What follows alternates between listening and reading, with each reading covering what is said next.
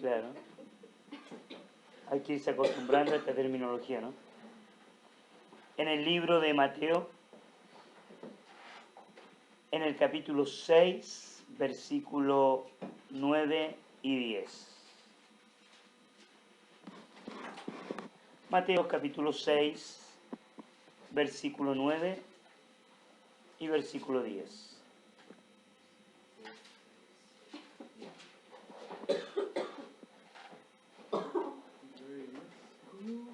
Correcto.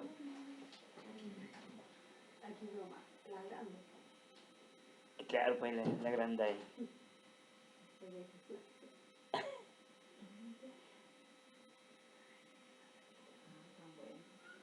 Sí, ahí está, ahí duran más.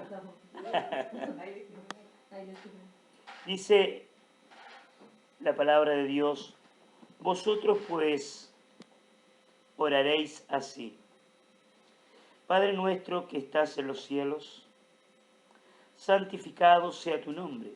Ese, ¿no? Venga tu reino, hágase tu voluntad como en el cielo, así también en la tierra. Cuando yo estaba meditando en esta mañana, me estaba haciendo la siguiente pregunta: ¿por qué el Señor tiene el interés de enseñarles a orar a los discípulos de esa manera? ¿Por qué cuando los discípulos en el libro de Lucas les dice, Maestro, enséñanos a orar? Él les dice, cuando ustedes oren, ustedes van a orar de la siguiente manera. Y aquí en Mateo también le dice, o sea, ustedes van a orar de la siguiente manera: Padre nuestro que estás en los cielos. Y es una oración súper, hiper, mega repetida, conocida, hasta por casualidad, hasta el incrédulo se sabe esta oración. ¿Cierto? La he escuchado, la he leído quizá en una feria artesanal, por ahí está metida entre medio de un escrito, entre dos florcitas o entre dos palomitas, pero ahí está, ya el Padre Nuestro. Y hay dos cosas que me llaman mucho la atención de esta oración, que por qué Dios quiere que nosotros oremos así, a no ser que usted piense que es solamente una oración que ellos debían hacer.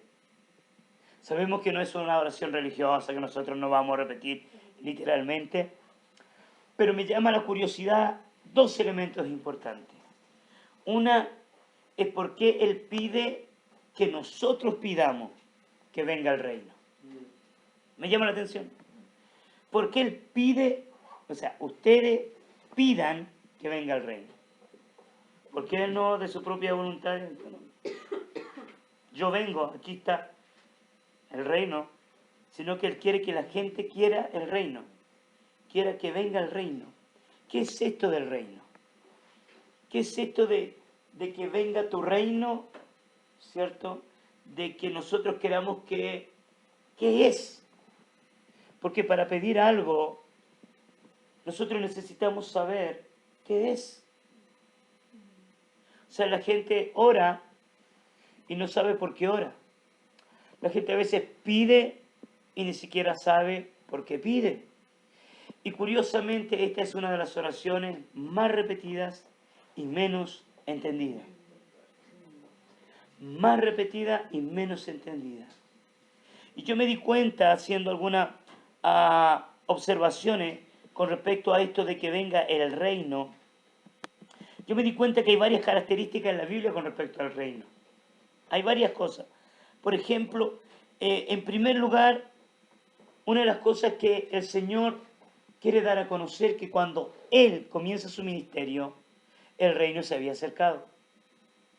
Tanto en Mateo como en Marcos, como en Lucas, en Juan, dice ya que desde entonces Jesús comenzó a anunciar que el reino de los cielos se ha acercado. O sea, Él representa la cercanía del reino. Pero en otro momento les va a decir a los discípulos, oye, el reino está entre ustedes. Pero también va a decir en otro momento, no. O sea, el reino se ha acercado, el reino está entre ustedes, pero el reino hay que buscarlo. Mateo 6:33. sea, ahí mismo en el Sermón del Monte, junto con enseñarles a orar, después les dice, oye, no, el reino tú tienes que buscarlo. Tú lo pides que venga, pero no es suficiente con pedirlo. Nosotros podemos pedir que venga el reino, pero nosotros también tenemos que buscar el reino. El reino no está delante de nuestros ojos. Es algo que nosotros no vemos, que por eso tenemos que buscarlo. Y me llama la atención entonces, ¿qué es el reino de Dios? ¿Es su sacrificio? ¿Es su muerte? ¿Es su resurrección? ¿Qué es el reino? ¿Es buscar la segunda venida del Señor? ¿Esperar la segunda venida? ¿Qué es el reino de Dios? Y yo me di cuenta de varias cosas. Una de esas cosas que yo me di cuenta, que el reino de Dios es un proceso. El reino de Dios es algo que si tú no lo buscas, tú nunca lo vas a encontrar, obvio. Y que si tú no lo pides, tú nunca lo vas a recibir. Y que si tú no tienes paciencia, tú nunca lo vas a descubrir. ¿Por qué? Porque de pronto Jesús dice, el reino de Dios es semejante a una semilla. Y no cualquier semilla. Dice que es como una semilla de mostaza, o sea que la más pequeña, y que vos cuando la plantas puede ser la más grande de todas, o sea, un árbol grande, grueso, gigantesco. Pero para eso vos necesitas, yo estoy acostumbrado a decir vos, ¿no? Nosotros necesitamos tener paciencia para esperar ver el crecimiento del reino. O sea, el reino no es algo automático. No es algo que yo entro en el Evangelio, me hago cristiano y entiendo lo que es el reino.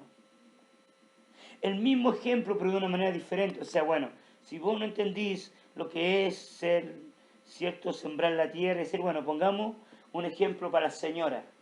El reino de los cielos es como la levadura, que la poní entre medio de la harina y ¿qué tenéis que esperar? Que aumente, que crezca. ¿Qué pasa si tú no esperas que aumente? No va a producir el efecto. No te va a quedar bien la torta, no te va a quedar bien el queque, ¿ya? Y nos damos cuenta que el reino de Dios es algo que tú tenés que invertir tiempo y esperar que dé el fruto. Tenés que esperar, tenés que buscarlo. ¿Ya? Y yo me he puesto a pensar, ¿qué es el cristianismo? ¿Qué es la iglesia? Muchas veces nosotros estamos pensando tanto en la iglesia, pensando tanto, ¿cierto? Los profetas, apóstoles, maestros, evangelistas, hay que ir a la iglesia, hay que ir al grupo, hay que escuchar el mensaje, hay que cantar un poquito, hay que pagar los diezmos, hay que ofrendar, hay que hacer esto, hay que hacer lo otro, hay que hacer aquí, hay que hacer. Pero, ¿qué es el reino? Es interesante que Jesús dice que para que nosotros podamos entrar en el reino, tenemos un requisito. ¿Y cuál es el requisito para entrar en el reino? El texto bíblico dice que si tú no te haces como un niño, no podés entrar en el reino. Entonces uno tiene que pensar, ¿qué es un niño? ¿Cómo un niño ve la vida? Y a los discípulos es tan fuerte que los discípulos le dicen, mira, realmente el mayor en el reino es como un niño. Es como este niño. Vos observás, vos mirás y el niño crece, el niño cree, el niño oye y cree. El niño tiene que obedecer. El niño tiene que hacer cosas, ¿cierto? Y obedecer. Sencillamente obedece. Lo que dice el Padre, obedece. Y después dice, el reino de los cielos es semejante, ¿cierto?, a 10 vírgenes prudentes y a 10 vírgenes insensatas. Y nuevamente vos te encontrás con el principio, o sea, aquí hay algo que nosotros tenemos que hacer para entender el reino. Y después la pone más difícil. ¿Por qué la pone más difícil? Porque Jesús antes de morir, Él dice, mi reino no es de este mundo. Entonces hay algo de Dios que no tiene nada que ver con este mundo y que es inherente a lo sobrenatural de Dios, al reino de Dios. ¿Y por qué es tan importante que nosotros pidamos que venga ese reino? Ya sabemos que es desconocido. Sabemos que hay que esperarlo. Sabemos que tenemos que ver el crecimiento. Como también dice como un hombre sabio, ¿cierto? Que de un cofre saca lo viejo y lo nuevo. Sabemos que tenemos que esperar el crecimiento. Lo vamos a ir viendo poco a poco, pero a la vez es algo que no tiene nada que ver con este mundo. ¿Cuántos intereses en este mundo nosotros tenemos que nos impiden buscar el reino de Dios? La economía. El libro de Mateo 6, ¿cierto? Todo ese pasaje está relacionado a la economía. ¿Por qué se afanan? No se afanen. Miren a los lirios del campo, miren a las aves del cielo. ¿Para qué se afanan? ¿Ya? Y al final le dice, busquen primero el reino de Dios. Y al final dice, mi reino no es de este mundo. O sea, te la pone clarita. Hay algo que nosotros necesitamos recibir que no tiene nada que ver con lo que estamos buscando aquí. Y lo segundo que quiero destacar, que me intriga mucho, que todavía estoy meditando en eso, es por qué Dios o Jesús le dice a los discípulos que cuando oren, pidan que se haga su voluntad. Pero no solamente en la tierra, sino que también ¿dónde? En los cielos. Y yo me puse a preguntar, pero ¿por qué yo tengo que pedir que se haga su voluntad en los cielos? ¿Te preguntaste alguna vez eso? Señor, hágase tu voluntad en los cielos. Ángeles, yo estoy orando para que ustedes hagan la voluntad de Dios. ¿Qué significa pedir que se haga la voluntad en los cielos? Es algo totalmente desconocido. Sin embargo, es un misterio tremendo, porque el reino es un misterio. Dice, ustedes no entienden el reino, pero a vosotros os es dado saber los misterios ¿de dónde? Del reino. Hay gente que nunca va a entender, porque no quiere entender, porque no busca, porque no pide, porque no tiene paciencia, porque no espera. El reino de Dios es un misterio para esta tierra. Y después más encima a los discípulos les dice, entonces, cuando ustedes oren, pidan que se haga la voluntad de Dios en los cielos y en la tierra. Para mí todavía es un misterio. Pero como yo trabajo en el área de la liberación, yo me he dado cuenta que hay algunos elementos que son inherentemente a la vida de los hombres, pero que son espirituales, que son sobrenaturales, que son algo relacionado a eso que se llama cielo, que no tiene nada que ver con lo que nosotros vemos en nuestros ojos acá. Hay algo a nivel espiritual, no sé, los ángeles operarán, hay un sistema computacional. Oye, Ángel Gabriel, ándate para la Siberia porque hay que rescatar tal cosa. Oye, Ángel tanto, ándate para allá. O mira, hay una guerra espiritual, mira, los demonios están haciendo una cuestión allí. Entonces, hay alguien que está pidiendo que se haga mi voluntad acá arriba. Entonces, yo quiero que se haga la voluntad y ustedes tienen que ir, partan en un equipo. No sé, yo no estoy especulando, ¿no? Yo no tengo idea. Pero a veces viajo tanto en mi mente, leo, me meto tanto en esta cuestión de la Biblia, que me pongo a pensar qué significa que se haga su voluntad en los cielos y en la tierra. Pero yo he descubierto algunas cosas. Una de ellas es que Dios tiene un plan. Y Dios tiene un plan no solamente a nivel terrenal, sino que Dios también tiene un plan a nivel espiritual. Y en ambas implica ya que se haga la voluntad del Señor. Dios tiene, lo segundo que he descubierto, es que Dios tiene un propósito con los hombres. Y el propósito es que ellos no solamente afecten lo terrenal, sino que Él quiere que los hombres afecten también lo espiritual. Porque si Dios, o sea Jesús, le está diciendo a los discípulos, ustedes pidan que se haga la voluntad de los cielos, es porque Él está esperando que nosotros hagamos algo y que Él no lo va a hacer si tú no se lo pedís. Es como un principio del mismo. O sea, el Todopoderoso tiene un principio. Dice, hay algo en los cielos que tú necesitas, ¿ya? Para que se haga la voluntad. Pero depende de ti. Eres tú quien tiene que trabajar por esto. Lo tercero que yo me doy cuenta, que lo único que Dios nos dice con respecto a que se haga esa voluntad de los cielos, es que la voluntad de Dios es agradable. Es agradable. Y no solamente dice que es agradable, sino que también es perfecta. Entonces, la motivación que hay en el corazón de aquel que busca el reino de Dios, o los misterios del reino, o cierto que se desate la voluntad de los cielos y que se desate la voluntad de la tierra, está relacionada íntimamente a algo agradable y perfecto.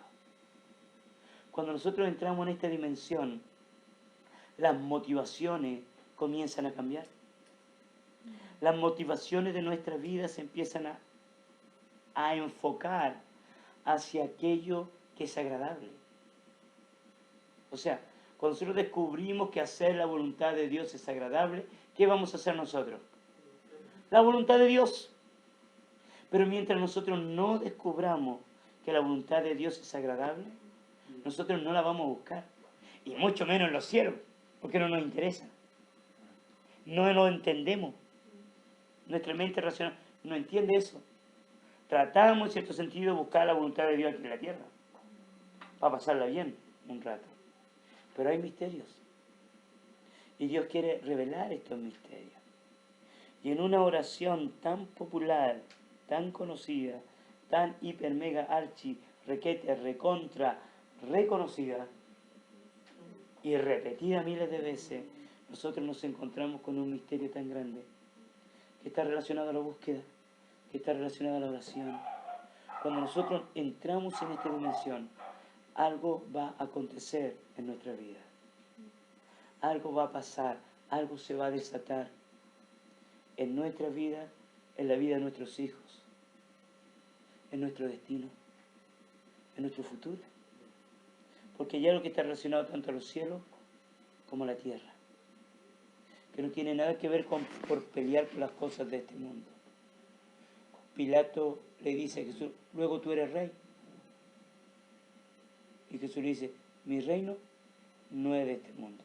O sea que la voluntad que Dios vino a hacer no era establecer, ¿cierto?, un reino aquí en la tierra que peleara contra los reinos terrenales. O si no lo hubiera hecho. Pero sabemos que la cruz despojó a principados y a potestades. Y que muchos problemas domésticos tienen que ver con esta oración. Y finaliza la oración diciendo, porque tuyo es el poder, el reino y la gloria. Por los siglos, ¿sí? Amén.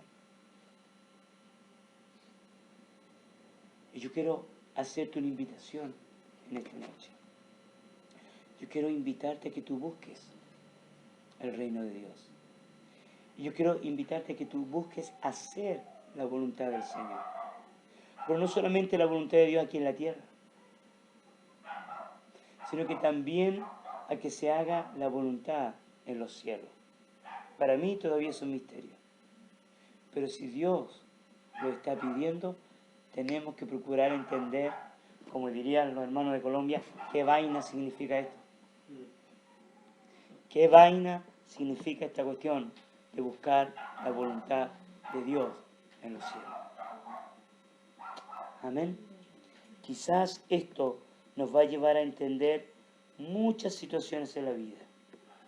Nos va a llevar a comprender qué es lo que Dios tiene para nosotros, qué es lo que Dios quiere para nosotros. Amén. Entonces cada vez que usted ve ahora el Padre Nuestro, va a pensar en esta predicación. Amén. Vamos a orar al Señor.